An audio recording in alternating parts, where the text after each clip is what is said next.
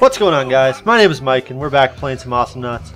I got a little something different for you guys this time. I'm actually going to be talking a little about more how you play the game than just kind of general commentary over it. A couple of my viewers said, hey Mike, you know, your Awesomenauts gameplay is kind of fun to watch, but I don't really know what's going on. Some of them probably never played mobile games, or mobile style rather. But we're going to start off, kill two birds with one stone, and take Skoldir right off the bat. I was playing with Sandra again. And yeah, she likes to be Leon, so I figured she's going to be doing a lot of damage to the characters. I'll take someone big and clunky and sit in the lane.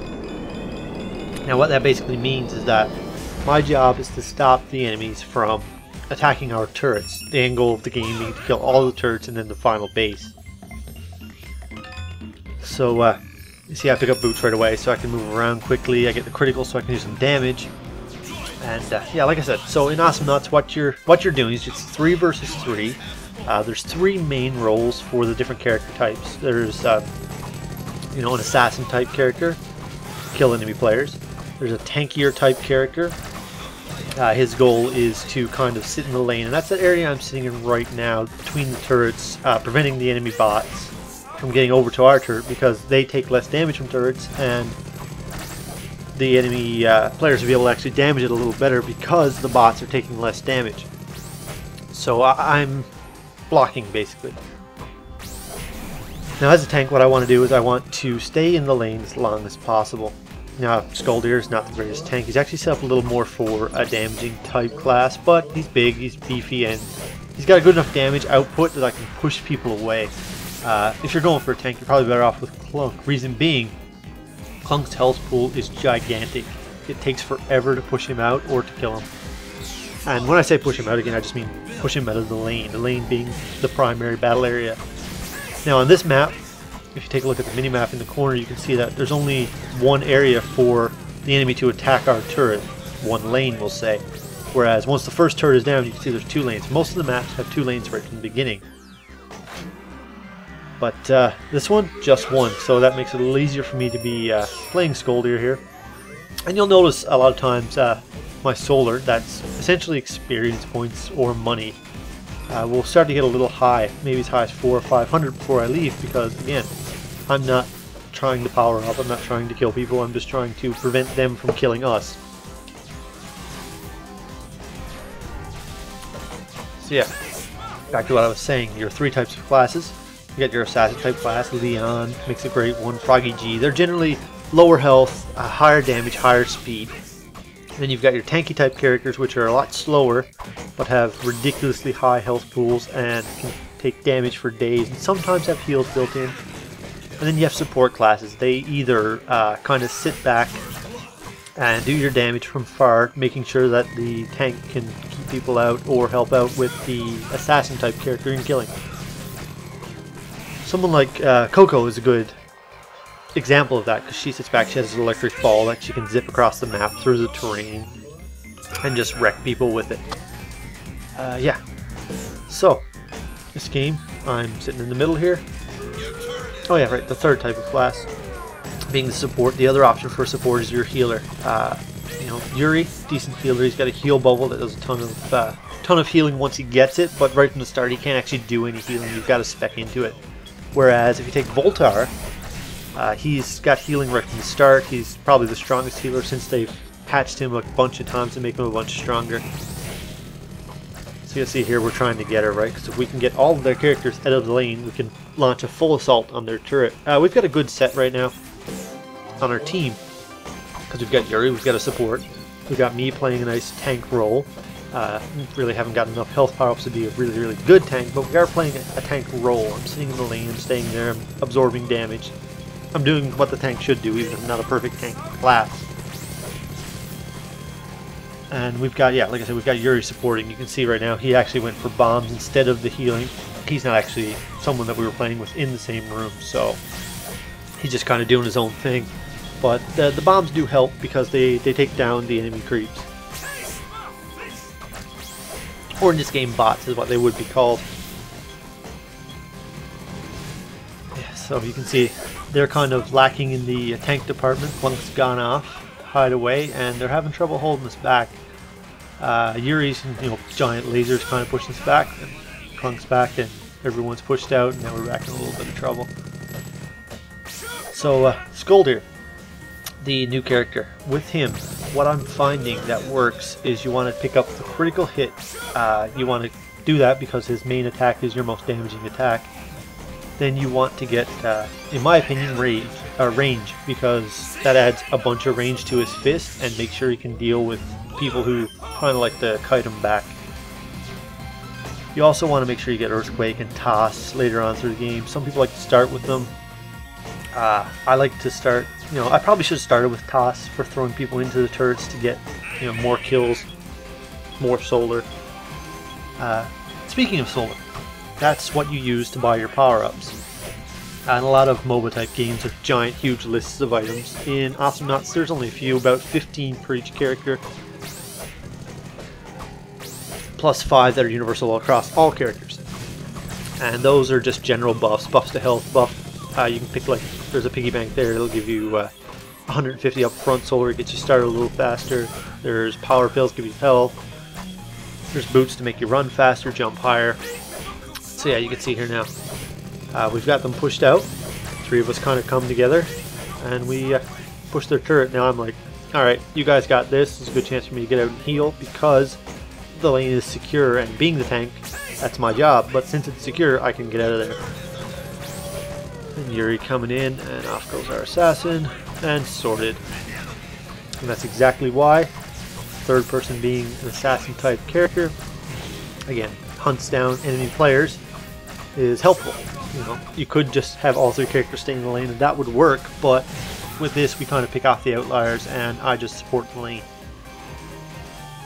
And you can see we haven't pushed back again, and we were losing a little bit at the start, but because our composition is very strong, we're kind of making our way through. And this turret's about to go down. They're not really supporting their lane properly, and down it goes. So what else can I tell you about Awesomenauts? There's about a dozen characters right now. There's Froggy G. He's exactly what it sounds like. He's a frog. He's kind of a medium range type character. He's got a bit of range, but it's not a lot. But he can put out a lot of damage. It's kind of a glass cannon. What I mean by that is he can put a lot of damage, but if he gets hit, he's going down. There's Klunk, who's probably my favorite. He's got a ridiculous health pool, the ability to self-destruct and deal upwards of 100 damage, and a self-healing bite. That's clearly very dangerous. You have a high health pool and a bite that can heal you, you're going to be in trouble. But I am loving Skoldir since he just came out. Now, I'm thinking he's probably a little more powerful than he should be. Reason being, he's a new character, they want to get people playing him, so they probably made him a little overpowered. I was watching some gameplay with the Ogscast and the actual Ronimo developers, and they actually said, yeah, he's overpowered. Now, I don't know if that was in jest, if they were being serious, but in the most recent patch, they did actually tweak him to make him a little weaker. So they were probably being a little more serious than they wanted to let on. What else have we got? Yeah. So now we're into more of a 2-lane situation. Basically meaning we've got to watch our backs because there's 2 paths of attack here. There's the top and the bottom. And the area I'm in now, by the way, contains neutral creeps or bots that give you health. That area is what you would call the jungle. You kind of, Leon tends to sit in there and wait for someone to come looking for health and then just powers them down and finishes them off, right? And that kills off weaker opponents. Every time you kill someone, the person who kills them gets an extra 60 solar and the entire team gets 30. And you want solar because you want to level up. The level up itself doesn't make a huge difference in this game. It's just a number. But what it can be used to judge is how many more power-ups you have than your opponent. Like, if I was level 200 and Klunk there was level 1 and neither of us picked a power-up, it would be the exact same if we were both level 1. But every 100 solar puts me up a level, so you can kind of judge how powerful they are based on their level, because they've spent, at this point I'm level 11, I've spent 1100 solar most likely on stuff. Now you can see I got about 200 in the bank, so it's not entirely true, but far as the enemy knows, I've spent at least 1,800 or 1,100 on power-ups to make him myself stronger. So we just knocked down their second turret. I got my first kill of the game. Not a big deal. I'm playing the tanky type character, so I'm, or rather the tanky type role. So I'm not getting a huge number of kills, but as you can see, it's been working out for me. Our one turret is still up. It's barely surviving, but it is still up, so we're doing pretty good. And you know, their bots are coming after us, but not a huge deal. We'll head in. You can see I got a bunch more health buffed up now. I got my earthquake ability, and we're looking like we're in good shape. Now, this particular map, the bottom lane is kind of hard to get to. Your normal main creepy type robots, which are the guys that you see there on your screen now, don't actually go down there. The only ones that go down there are those flying ones, which don't get close enough to the turret for melee type characters to actually attack it. So it makes taking that turret down a bit of pain, and most people don't really do it because the turret kind of auto tracks on whatever's closest to it. So if I walk ahead of those bots, it'll attack me. But we're looking like we're in good shape here. You know, no one's really defending. Me and Leon are kind of pounding on the base. Clunk shows up to ruin our day and try and blow us up. Doesn't really work out. I head back, but that's a super bot. Those spawn when someone takes down a turret. That tells me that they attacked the turret. Of course, the giant warning on my screen also told me that they were attacking our turret, but I ignored it because we were attacking their base. And at the end of the day, if we lose all our turrets but they lose their base, we still win, and that's what matters. And our second turret is looking pretty good, so it's not too bad. We got Coco here trying to give us a headache. She's mostly a nuisance. Recently with the patches, she's been able to do some damage, but she's mostly a nuisance. And I should have had her here. This is such a mistake. But I get out of there. I barely get out of there, but I get out of there. I should have timed my punch a little better. I'm finding that with Skoldir, it's a little hard to time his third punch because once you initiate it, you can't actually change the direction you're facing. So it's going whichever way you were facing when you turn the punch on, even if the person jumps behind you. Makes him kind of not that hard to dodge, you know, for a skilled player. Now you can see Sandra's doing her job, being the assassin here. She's got a bunch of kills right now. It's probably 6, 7, maybe even 8, not sure. I'm, again, just kind of getting these bots out of our way. Because, you know, just because we're at their turret doesn't mean we've won. We're getting close. You know, we've got their turret, we're working down. Both of us are here again. But they could still pull it off. If they kill all three of us, they're not going to have too much trouble knocking down our turret. We have a significant lead, but you never know. They could pull off a triple kill here. You know, there goes our monkey. So, you know, we got to get out of there because now it's 3 versus 2 and we're running on low health. So we head back, try to start the push again. And in case you don't know, the push is essentially the movement across the map with the intent of killing the enemy's base. You know, you may not be familiar with the terminology, some people aren't, but that's you know, push is pretty obvious. Well, that's what it means. It's the movement across the map to try and kill the other person's base.